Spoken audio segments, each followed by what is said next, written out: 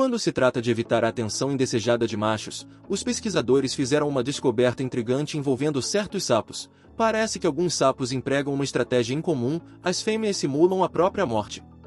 Essa revelação oferece novas perspectivas sobre o comportamento dos sapos comuns europeus, indicando que as fêmeas não simplesmente toleram a intensa competição entre os machos por oportunidades de acasalamento.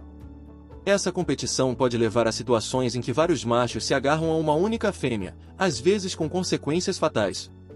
A doutora Caroline Dietrich, autora principal do estudo, originária do Museu de História Natural de Berlim, comentou: anteriormente, acreditava-se que as fêmeas não tinham a capacidade de escolher ou se defender contra essa coerção masculina.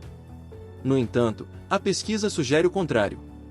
Dietrich afirmou: as fêmeas nesses grupos de reprodução densamente povoados não são tão passivas como se pensava anteriormente.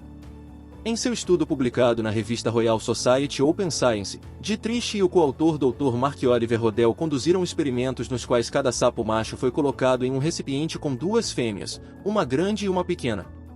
Os comportamentos de acasalamento desses sapos foram então registrados em vídeo.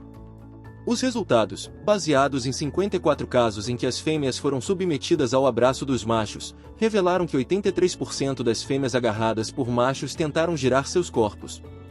Além disso, 48% das fêmeas agarradas emitiram chamadas de liberação, como grunhidos e guinchos, e todas essas fêmeas também se envolveram na rotação do corpo.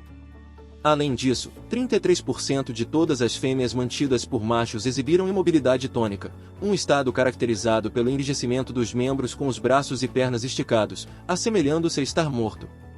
Os pesquisadores observaram que esse comportamento frequentemente ocorria em conjunto com a rotação e a vocalização. Curiosamente, observou-se que fêmeas menores empregavam todas as três táticas simultaneamente com mais frequência do que suas contrapartes maiores. Foi observado que a imobilidade tônica, embora incomum, já havia sido documentada antes. A doutora Dietrich mencionou: encontrei um livro escrito em 1758 por Rosel von Rosenhoff descrevendo esse comportamento, que nunca mais foi mencionado. Os pesquisadores especulam que a imobilidade tônica pode ser uma resposta ao estresse, pois era mais comum em fêmeas menores e mais jovens, possivelmente decorrente de sua inexperiência relativa com a reprodução. Essas três táticas pareciam permitir que algumas fêmeas escapassem das garras dos machos. De acordo com os pesquisadores, a exibição de comportamento de evitação de acasalamento resultou na fuga de 25 fêmeas. No entanto, os cientistas reconhecem que esses comportamentos podem servir a outros propósitos.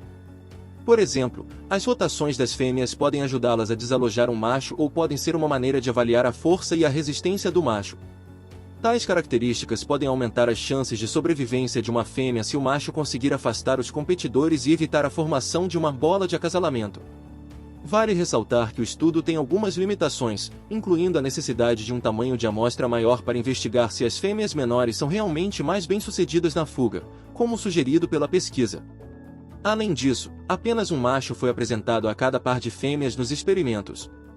A doutora Dietrich enfatizou que as observações do mundo real frequentemente envolvem a formação de bolas de acasalamento, mas também casos em que as fêmeas podem escapar mais facilmente dos machos devido à presença de estruturas e locais de esconderijo.